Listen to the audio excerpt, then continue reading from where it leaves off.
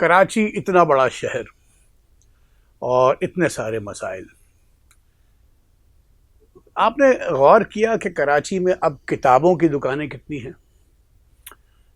یہ کتنی بڑی آبادی کا شہر ہے اور اس میں کتابوں کی دکانیں کتنی ہیں. میں جب کالج میں تھا، غالباً اسکول میں، کالج تک، تو ہمارے محلے میں شریف آباد ایف بی ایریا میں ایک چھوٹی سی لائبریری ہوتی تھی.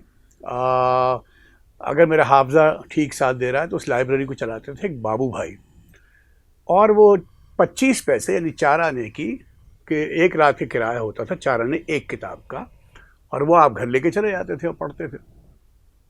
اور اس طرح کی لائبریریز، اب میں زیادہ پرانی بات نہیں کر رہا ہوں، یہ 80s، late 80s، early 90s تک یہ ہوا ہے، مڈ 80s تک تو تھا ہی.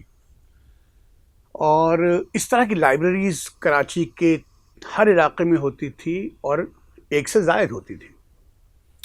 انگریزوں نے کراچی کو بنایا جب یہ سندھ فتح کیا، تو جو پہلی ٹاؤن ہال، ایک بلڈنگ، ایک کہہ لیں ایک ٹاؤن ہال جس کو کہتے ہیں، پہلی جو میجر بہت بڑی بلڈنگ تھی 1865 میں جو بنی تھی، وہ ہمارا فریر ہال تھا. کراچی کا جو باٹل فریر دوسرے کمشنر تھے سندھ کے، ان کے نام پر وہ ایک بلڈنگ بنائی کہ بہت خوبصورت بلڈنگ ہے. اب بھی آپ جا کے دیکھ سکتے ہیں، بہت سی چیزیں اس کی اب ویسی نہیں رہی. بلڈنگ کے اندر انہوں نے ایک لائبریری کا بھی اہتمام کیا تھا.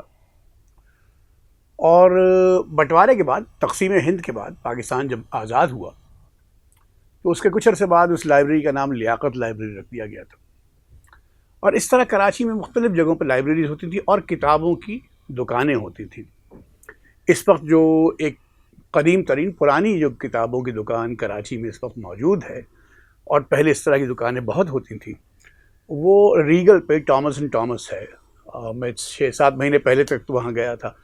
اچھا، تو وہ لائبریری جو ہمارے محلے میں تھی، اس سے میں نے، یقین کیجئے اتنی عمر نہیں تھی، لیکن ابن صفی کی کہانیاں اور مختلف جو ڈائجسٹ ہوتے تھے وہ، جاسوسی کتابیں، جاسوسی کہانیوں کی کتابیں، اور منٹو، سعادت حسن منٹو جو کی کہانیاں میں نے پہلی بار اسی لائبریری سے لے کے پڑھی تھی.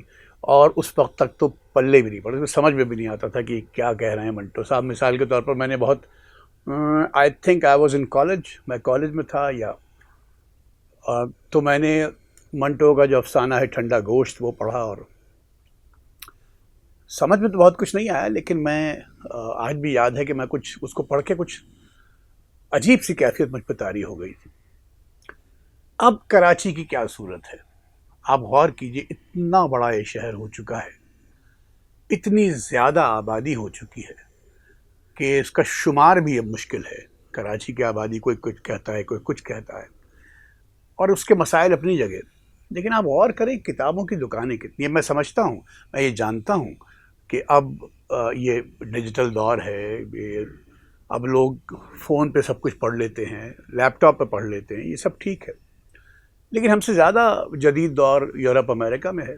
وہاں تو کتاب پڑھنے کا کلچر کم نہیں ہوا، بلکہ کتابیں زیادہ ہی چھپ رہی ہیں.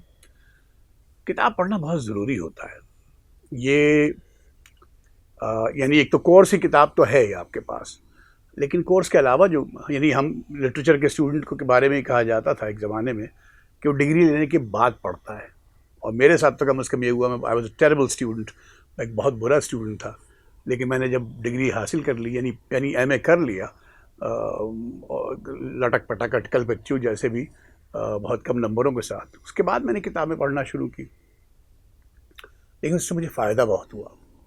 اب میں دیکھتا ہوں تو افسوس ہوتا ہے کہ صدر میں 2 کتابیں ہیں پرانی. ایک چین ہے بہت اچھی کتابوں کی، وہ ہے کراچی میں.